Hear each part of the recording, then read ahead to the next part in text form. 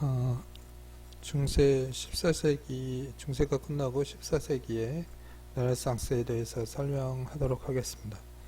음, 르네상스는 무엇이냐 하면 14세기에서 16세기 사이에 서유럽에 있었던 문화운동입니다. 혁명적인 문화운동이라고 할 수 있습니다. 학문 또는 예술의 재생과 부활이라는 의미를 가지고 있는데 프랑스에서 시작되었고 5세기부터 로마 제국의 몰락과 함께 그리고 중세가 시작되었다고 보고 그때서부터 르네상스에 이르기까지 시기를 이 사람들은 인간성이 말살된 시대로 생각하였습니다. 고대의 부흥을 통해서, 고대라는 것은 그리스 로마 시대를 얘기를 하고요. 그 시대의 위대한 철학자들, 그리고 학술 연구, 그런 문화, 동서교류의 극대화된 문화, 이런 것들을 매우 동경했습니다. 이러한 부흥운동은 사상과 문화, 미술, 건축의 다방면에 걸쳐서 사회 전체의 변화를 얘기를 합니다.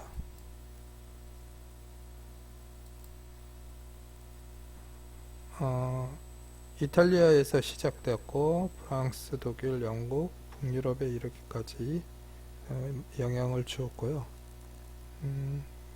유럽 문화 태동의 근간이 되었고 당시 인문주의자들의 크다큰 확신은 단순한 라틴 학문의 부흥에 그치는 것이 아니고 인간의 지적인 활동과 창조적인 힘을 제어하고자 하는 신념에 차 있었습니다.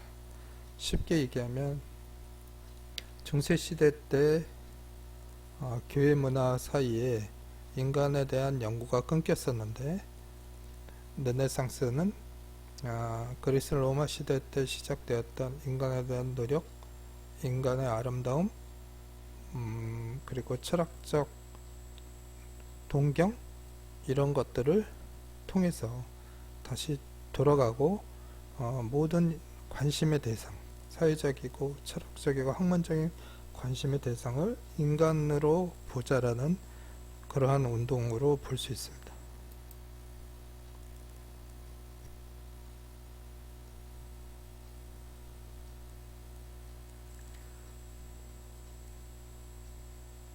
하지만 이러한 운동에 또 한계가 있는데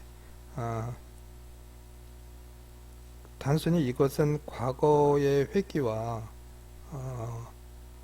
그 인간에 대한 중요성을 강조했지만 그것에 대해서 체계적인 발전이 미약했기 때문에 단순히 이것은 하나의 이슈이고 현실적인 대안이 아니었다라는 그러한 주장도 있습니다. 르네상스는 3명의 천재 화가를 통해서 설명을 하도록 하겠습니다.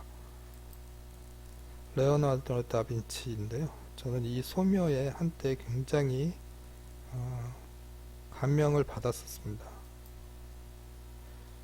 레오나르도를 간단하게 얘기를 하면 이 사람은 해부학을 통해서, 해부학이라는 건 과학의 발전이죠. 그래서 그 몸 외관 안에 있는 모든 근육과 구조를 공부해서 그것을 그리고 표현했던 것입니다. 그래서 얼굴을 그렸는데 그 중세 이전에 그러니까 중세 시대에는 주로 왕과 그리고 귀족을 그렸죠. 그런데 평범한 사람을 그리면서 배경이 환해졌고요. 회박이나 뭐 이런 거에 영향을 받았기 때문에 얼굴의 표현이나 이런 것들이 훨씬 더 잘 표현되어 있겠죠. 그리고 비례나 그리고 조형에 대한 기본적인 어떤 구도, 비례 이런 것들이 잘 정리되어 있습니다. 최후의 만찬인데 이것을 보면 황금 비례를 얘기를 하고 원금법을 얘기를 하죠. 그래서 12명의 제자를 좌측에 세 그룹 3명, 3명, 3명, 우측에 3명, 3명 해서 총 4그룹으로 되어 있고 그 안에 예수님께서 가운데 계시고 그리고 앞과 뒤 사이에 원금법과 이런 것들이 과학적으로 정리되어 있다는 거죠. 그래서 이 시대에 이미 원금법이 정립이 되어 있고 과학적인 사고를 가지고 그림을 그리기 시작했다라는 겁니다. 미켈란젤로는 조각이 굉장히 중요한데요. 다비드상입니다. 이 손을 클로즈업하고 여러분이 그리고 화실 같은 데서 요즘 석고대상 안 하는지 모르지만 그 많은 두상들이 있지 않습니까? 이런 걸 봤을 때 이전의 석고와 지금 이 다비드가 만드는 석고는 좀 다른 것이 그 조각의 차이점이 있는 것이 훨씬 과학적인 해부학을 통한 표현의 성숙함, 사실성 이런 것들이 보인다는 겁니다. 스케치고요. 오른쪽에 완벽한 비례와 그러니까 뭐죠? 인간에 대한 연구가 뭐냐? 사실적이고 과학적인 연구였다라는 겁니다. 그럼으로써 인간에 대해서 좀 더 가까워질 수 있었다는 거고요. 그러면서 그러한 이즘이 조각이나 예술품에도 나타나는 것입니다. 라파엘로인데요. 이 사람을 이 그림을 아테네스 학당이라고 그러는데 이 안에 뭐 소크라테스와 아리스토텔레스 뭐 이런 사람들이 있고 그의 제자들 이것이 중세의 신전을 얘기하죠. 근데 이 그림에서 핵심은 뭐냐면 여러분이 보시면 이 사람들이 앞열, 중열 그리고 저 뒤에 그 멀리 있는 그 원경이 있다는 거죠. 그리고 중간에 원형 아치형의 기둥이 있고 그리고 완벽하게 원가법을 통해서 우리가 그 소실을 정중앙에 둬서 이렇게 그렸다라는 거예요. 그러니까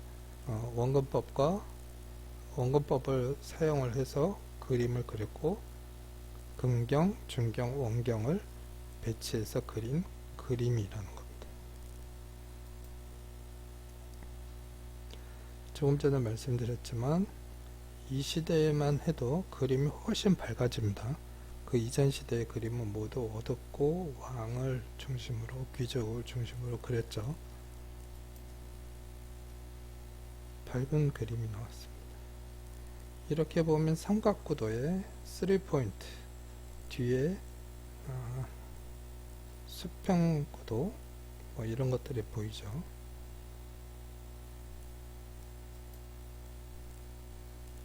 이상입니다.